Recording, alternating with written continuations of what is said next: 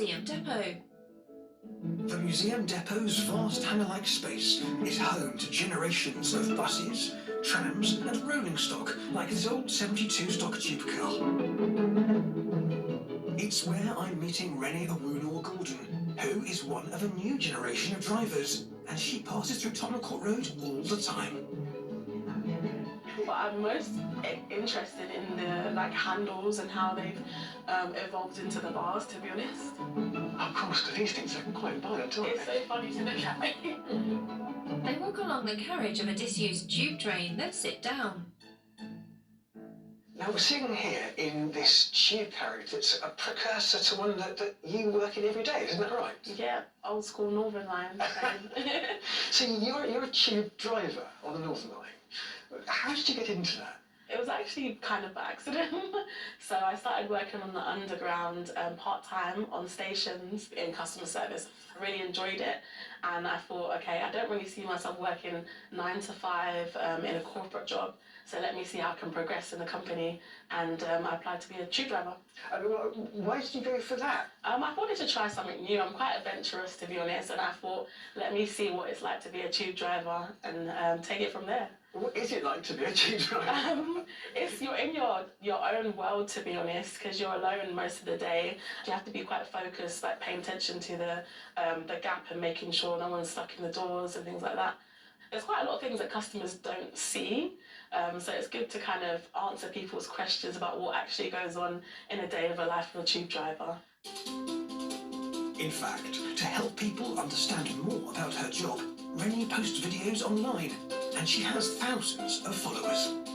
Today was a pretty standard day, so I thought I'd make it more interesting by using the London Underground lingo and seeing if you guys can guess what I'm talking about. For example, today I started at 6:06 AM and I had to bring one out the yard. Then I went up the cross to Barnet and then down to Battersea, where I had about 6 minutes to take a quick P&R and change ends. I headed down to East Finchley, where I had to ride the cushions up to Barnet for grub. I got off my train on the south and rode the cushions up on the north. I only had 2 trains in total today, but the number of trains you have and where you go on the line literally varies every day.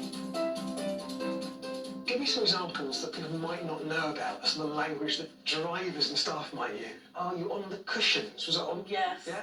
If I, for example, terminated at East Finchley and my grub break, my meal break was at High Barnet, I'd have to ride on the cushions or the non-driving seat up to High Barnet for my grub. Okay, I need to hear some more examples of that now. So let's say I'm going to do an M today. Let's say I'm starting at Morden and I go northbound, and then back south via Kennington Loop and northbound again, and then back down again. It's an M shape. Okay. So you say today I'm doing an M. That's one that, yeah, I don't think anyone would guess what that means. Why did you start thinking, I know what I'll do videos of my job down the underground? To be honest, my friends asked me what it's like, so I thought, okay, let me just show you. There's a few people that do it because it's just something that people never see. Yeah. Well, there's a ton of stuff that people don't see. What is your favourite part of your routine up and down the Northern Line? My favourite part of the Northern Line is when I get to Camden, because I'm like, okay, I'm almost outside into the open air after being in the tunnel for so long. Yeah. It is nice sometimes to see the disused stations as you go by. Sometimes you'll see people there doing the tours. It's nice to know there's people down there as well, because you're by yourself in the cab, so it's just for a few seconds you're like, oh, there's people. And you sort of think about this, the focus that you guys have to have, and all those people's safety. That's a phenomenal responsibility to have. Yeah, especially during the peak, you realise how many people are actually getting on your train and you're responsible for. I mean, it is a serious job. We joke with smiling about it, but being a tube driver is a massively complex and incredibly detailed operation, and your shifts are pretty hardcore, aren't they? Yeah, I'm not a fan of the 5 AM start. Not a fan. When you first joined, did you find it was interesting being a woman driver? I think there are more women now than there used to be, and a lot more young people now as well. A lot of my colleagues have been in the job for 10, 20 years. So now there's new people like me who've been here for 2 years and still going.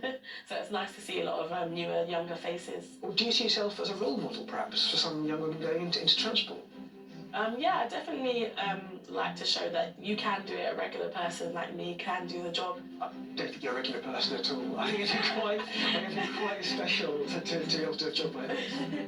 Raenée laughs. Stay with us next.